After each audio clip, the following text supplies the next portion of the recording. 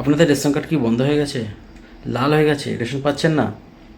তাহলে আজকে এই কাজটা করুন, আধার কার্ডের সঙ্গে রেশন কার্ডটা লিঙ্ক করে নিন। কীভাবে লিঙ্ক করবেন সেটাই আজকে দেখাবো। চলুন, গুগলে যাবেন, গিয়ে food.wp.gov.in এন্টার, সাবমিট করবেন। তারপর আপনি সোজা চলে যাবেন, আচ্ছা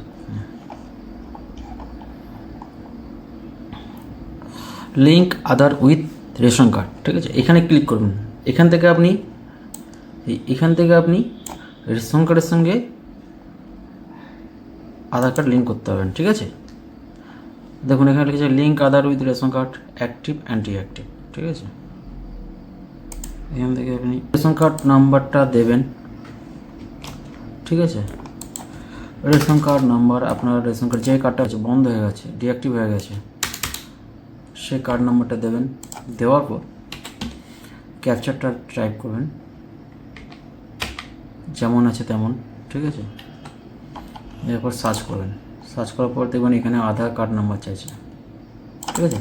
এখানে আধার কার্ড নাম্বারটা দেবেন এবং এখানে একটা জিনিস মনে রাখবেন, ওটিপিটা যাবে কিন্তু আপনার মোবাইল নাম্বারে, মানে যে মোবাইল নাম্বারটা আপনার আধার কার্ডের সঙ্গে যুক্ত, ঠিক আছে। আধার কার্ডের সঙ্গে যুক্ত আছে এরকম মোবাইল নাম্বার কিন্তু আপনাকে রাখতে হবে।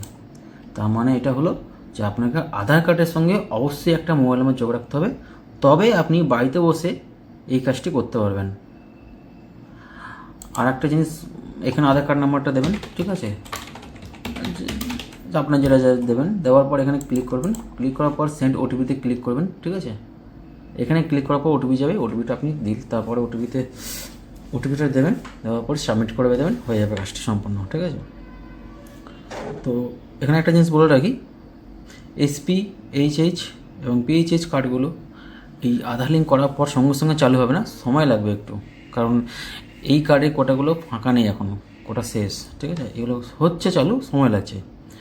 আর RKSY1, RKSY2 এই কার্ডগুলো লিঙ্ক করবেন, সঙ্গে সঙ্গে চালু হয়ে যাবে, ঠিক আছে। এটা একটু মাথায় রাখবেন। ভিডিওটি ভালো লাগলে